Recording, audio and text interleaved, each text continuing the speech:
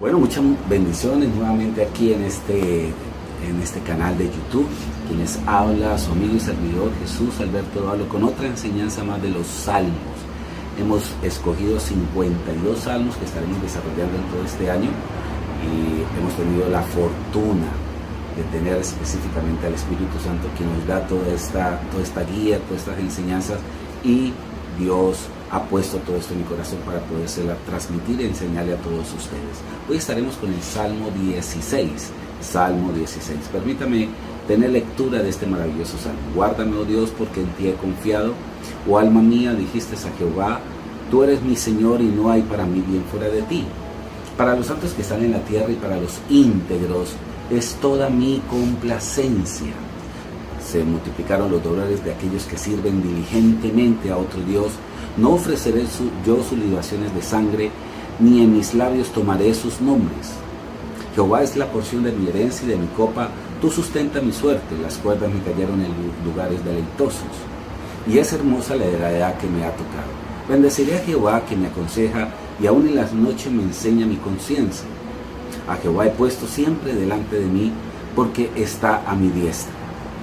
No seré conmovido. Se alegró por tanto mi corazón y se gozó mi alma. Mi carne también reposará confiadamente, porque no dejará mi alma en el Seol, ni permitirás que tu santo vea corrupción. Me mostrarás las sendas de la vida, en tu presencia hay plenitud de gozo, delicias a tu diestra para siempre. Vamos a entrar entonces en profundidad a través de esta meditación, a través de esta enseñanza, y poder llegar a todos ustedes con una maravillosa disertación de la palabra de Dios, específicamente en este salmo. Ese salmo es una real joya poética, pero también una joya de revelación en cuanto a la resurrección de Cristo. Es un salmo profético mesiánico. Hasta ahora hemos visto y desarrollado cuatro salmos mesiánicos con este. Hemos desarrollado el Salmo 2, que hace referencia de que todas las naciones se levantarán contra el Mesías, contra su palabra, se querrán desligar de esa comunión, de esa obediencia que hay que tener hacia Dios, predominando así el precepto humano. También hemos desarrollado el Salmo 8. El Salmo 8 también es un salmo profético que hace referencia de la posición que toma Jesús como humano y cómo restaura nuevamente la autoridad. Pero también estamos desarrollando este Salmo 16. Salmo 16. El Salmo 16 hace alusión específicamente a la victoria que obtuvo Jesús en la resurrección. Por tanto, yo he titulado este salmo La victoria sublime de la resurrección. Pero vamos a desarrollarlo línea por línea. Aquí comienza el salmista David, específicamente dando alusión, dice salmos de Mictam. Es una palabra totalmente desconocida, como es un hebreo, es una palabra antigua hebrea. No hay en este momento una búsqueda de significado hacia esta palabra Mictam. Hay muchos salmos que dice Salmo de Mictam, como el Salmo 56 hasta el Salmo 60. Martín Lutero llegó a concluir que la palabra Mictam significaba joya de oro. Y la verdad que es una joya de oro este maravilloso salmo. Va a enriquecer nuestra oración, va a enriquecer nuestra revelación de la palabra y nuestra posición, y sobre todo nuestra identidad como cristianos que somos. Nuestra vida es el resultado de la resurrección de Cristo. Algo que tenía la oportunidad de escribir y plasmarlo con letras muy grandes a través de uno de mis escritos y de mis mensajes ya predicado. Escribía lo siguiente: la obra más gloriosa fue la crucifixión. Las palabras más contundentes que Jesús dijo fue consumado es. Pero la manifestación más gloriosa y más grande fue la resurrección. La victoria de Cristo, la victoria de Jesús, no fue en la cruz. La victoria de Jesús fue en la resurrección, porque fue allí que venció la muerte. Allí fue que realmente tuvo la manifestación de victoria a través de la vida. Resurrección es sinónimo de vida. Fue en un 17 de Nisan que Jesús resucitó. Yo podría decir que no es una casualidad en este 2017, que va a ser un año profético en cuanto a darle vida a todo lo que está muerto, bien sea matrimonio, vida espiritual, aquellos hijos que están apartados de Dios, aquellas finanzas que están en una situación de quiebra, de déficit, muchas deudas. Pues yo quiero decirle algo, a través de este mensaje que vamos a estar desarrollando, creo poderosamente que muchas cosas que están muertas obtendrán la vida de Jesús.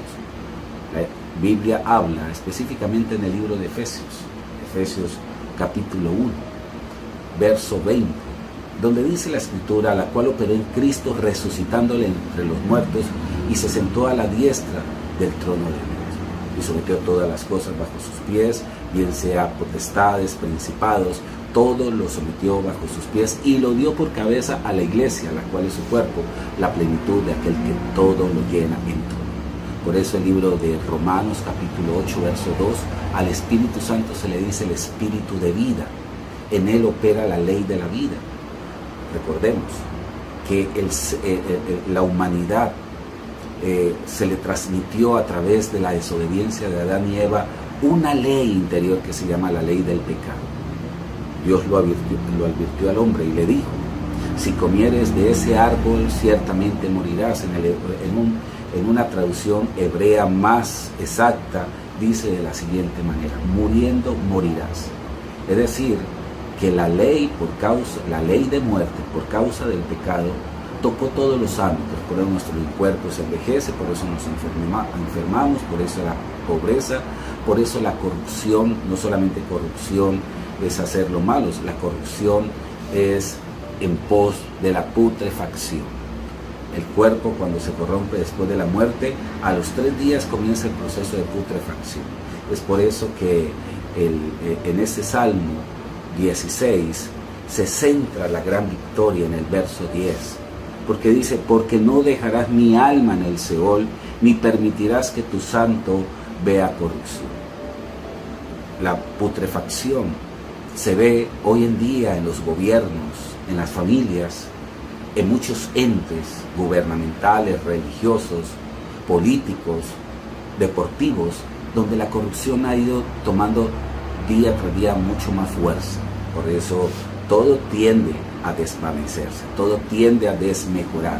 Jesucristo dijo, yo soy el camino, la verdad y la vida. Esa palabra vida significa que cuando Jesús transmite nuestra vida a nosotros, la ley de transgresión, la ley de corrupción se invierte a una ley mucho mejor. Es decir, por eso la Biblia dice que comenzamos a vivir una vida de victoria en victoria, de gloria en gloria, y mientras este hombre exterior se va desgastando, no obstante el hombre interior se renueva día tras día. Este salmo habla de todo eso, pero vamos a comenzar a analizarlo línea por línea. La Biblia comienza hablando específicamente de unas palabras prácticamente de Jesús, porque el Salmo 16 es Jesús en David. Si bien es cierto, lo escribió David, pero fue Jesús que hizo relevante estas palabras. Y comienza diciendo este salmo, guárdame, oh Dios, porque en ti he confiado. Y si usted se pone a ver el caminar de Jesús humanamente, terrenalmente, fue una relación de mucha confianza con el Espíritu Santo. Jesús se despojó de toda divinidad. A eso se le llama kenosis. ¿Qué es kenosis? Kenosis es el despojamiento de toda divinidad. Como dice Filipenses capítulo 2, siendo igual a Dios, en forma de Dios, se despojó a sí mismo de toda divinidad, haciéndose como siervo, haciéndose como uno de nosotros. Lo que hizo Jesús en la tierra fue someterse al Espíritu Santo humanamente. Y aquí comienza Dios, a través de Jesús, a vislumbrar un camino, por eso a Jesús se le llama el autor y consumador de la fe. Y comienza a decir, guárdame Dios, porque en ti he confiado. Y usted va a ver que todo el caminar de Jesús en esta tierra fue de suprema confianza. Pero el verso 2, que para mí es un versículo hermoso, precioso, que nos da una gran enseñanza de dependencia absoluta a Dios, dice: oh alma mía, dijiste a Jehová, tú eres mi Señor, y no hay para mí bien fuera de ti. Me hace acordar lo que dice el libro de Juan, capítulo 15, donde dice que Él es la vid, nosotros los pámpanos, y separados de Él nada podemos hacer. Separados de Él nada podemos hacer. Y si estamos unidos a Él, vamos a llevar mucho fruto. Aquí igualmente hace referencia a esto. En el verso 3 dice: para los santos que están en la tierra y para los íntegros es toda mi complacencia. Nuevamente vuelve y juega desde el Salmo 14, el Salmo 15, hace una gran referencia de lo que es el valor de la integridad. Dice: el necio en su corazón no existe Dios, por tanto se han corrompido. La fuente de toda integridad, la fuente de toda moralidad es Dios. Y cuando usted y yo nos separamos de Dios, la ley de corrupción toma control en nuestro corazón. No importa que seamos grandes estudiosos, grandes educadores, hombres educados humanamente, podemos haber estudiado en las mejores universidades, pero quiero decirle, toda moralidad humana, tarde o temprano, se viene al piso. ¿Por qué? Porque el corazón del hombre desafortunadamente es engañoso. Pero sigue diciendo aquí que para los íntegros y para los santos es grande la complacencia de Dios. Es decir, que Dios te va a complacer en muchas cosas. Por eso esa importancia de llevar una vida recta a través pegado en la mano de Dios. Y dice el verso 4: se multiplicarán los dolores de aquellos que sirven diligente a otro Dios. No ofreceré yo sus libaciones de sangre, ni en mis labios tomaré sus nombres.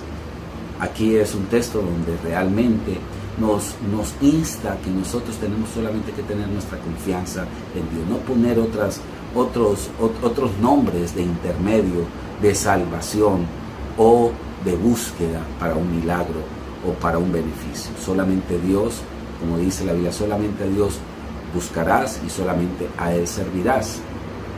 El verso 5 dice: Jehová es la porción de mi herencia y de mi copa, tú sustentas mis suertes. Yo quiero decirte que la palabra suerte es bíblica. Desafortunadamente la suerte se desvirtúa en el mismo mundo, hablando de buena suerte, teniendo rezos, conjuros, haciendo una cantidad de cosas que a Dios no le agradan. Pero en el tiempo de la Biblia, más o menos son 61 veces, bueno, parece ser que son más veces que aparece la palabra suerte en la Biblia. Me hace acordar de un texto específicamente que está en el libro de Proverbios, capítulo 16, 33, dice que la suerte se echa en el regazo, mas de Jehová es la decisión de ella. ¿Sabes qué hacían los judíos? Utilizaban medios, como decir dados, para buscar la voluntad de Dios, para elegir rey, para elegir sacerdote. Dice la Biblia que para poder elegir el sustituto de Judas tuvieron que echar a suerte, usando unos medios, como decir los dados, pero primeramente oraban a Dios.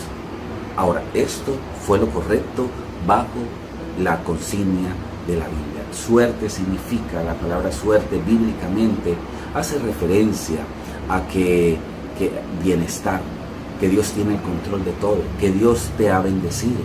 Esa es la suerte que Dios nos da. Es decir, que la palabra suerte no es una palabra negativa dentro del marco de la Biblia, pero sí fuera de la Biblia, porque colocamos la confianza en otras cosas para nuestro bienestar. Es allí donde mucha gente busca otras cosas.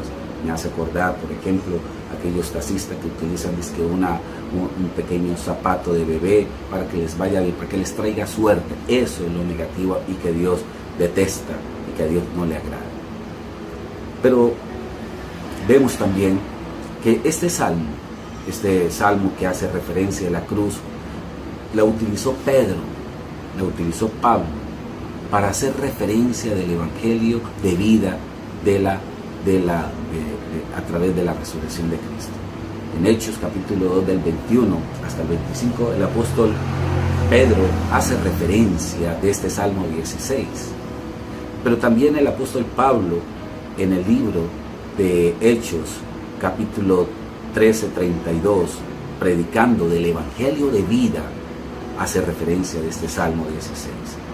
Cada vez que los apóstoles utilizaban las palabras precisas para disertar, para exponer sobre lo que es la vida, hablaban del Salmo 16. Pero sigamos haciendo un análisis ya para ir terminando este maravilloso salmo.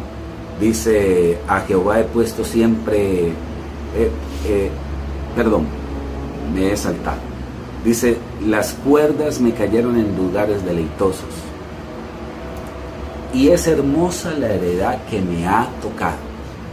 Las cuerdas era una especie de lazo en la cual se ponían límites de las grandes heredades, la tierra.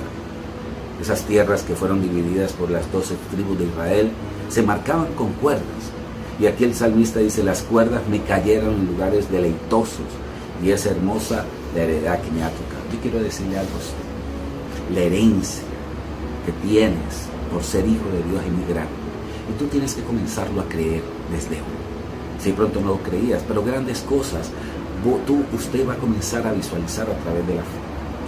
La Biblia dice en el libro de Efesios capítulo 1, verso 17: alumbrando los ojos de nuestro entendimiento, para que sepamos cuál es la esperanza que hemos sido llamados y cuál es la riqueza de la herencia que tenemos con los santos.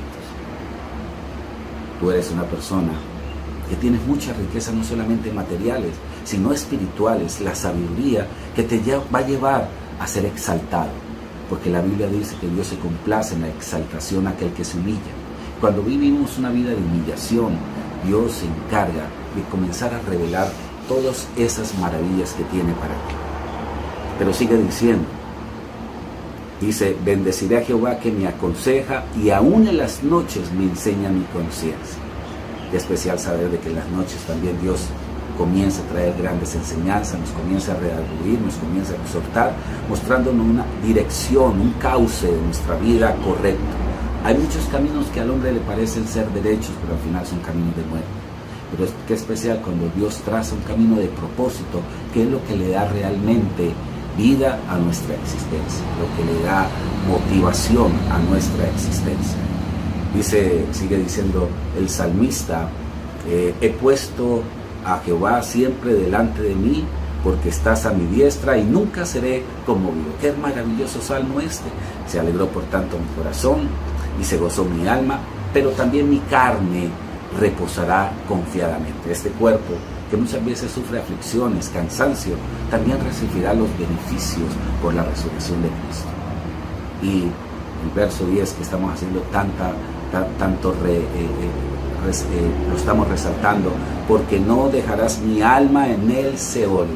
Yo quiero dar esta última explicación. El Seol se llama, es el mismo Hades, Seol o Hades. El Seol significa el lugar de los muertos, el lugar de los muertos. En el Seol iban a parar tanto los justos como los injustos. Y estaba dividido en dos partes: el seno de Abraham y ese lugar de tormento. Los injustos iban a parar allí. Hay que ver la historia de Jesús cuando habla del rico y Lázaro. Dice la Biblia que Lázaro fue al seno de Abraham y el rico fue a ese lugar de tormento, en el mismo Seol, en el mismo Hades. Y vemos de que en ese mismo Seol estaban a espera aquellos como Noé, aquellos como Moisés, como David, que estaban esperando la redención consumada. Cuando Jesús viniera a esta tierra, se llevara el pecado en su cuerpo y descendiera a lo más profundo, cogiera las llaves de la muerte y resucitara.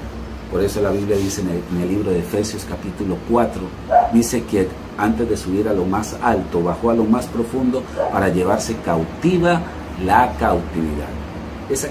Llevarse cautiva la cautividad eran aquellos hombres que estaban cautivos, como Noé, como Abraham, como Moisés, como Isaías, Isaac, como el profeta Jeremías, como el profeta Daniel, hombres que estaban esperando la redención, el sacrificio, el cordero inmolado, el mismo cordero que ellos mismos habían profetizado.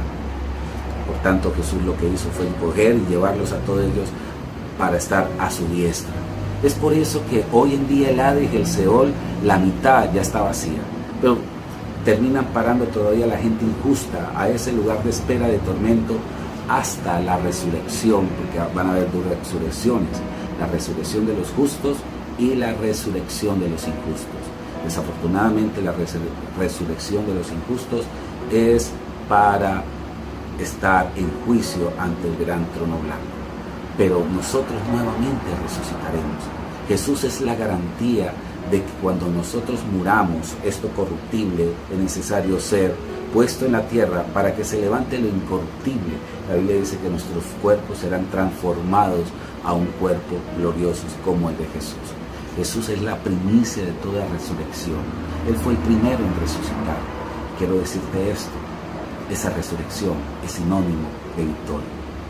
¿Dónde está, oh sepulcro, tu victoria? Jesús le dijo a la muerte. ¿Dónde está tu aguijón? Por tanto, el Señor venció.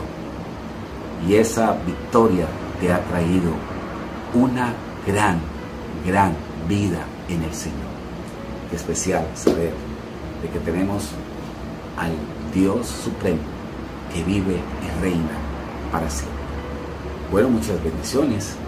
Que Dios me les siga bendiciendo grandemente. Y estaremos la próxima semana con otra enseñanza de estos maravillosos salmos. Bendiciones, bendiciones.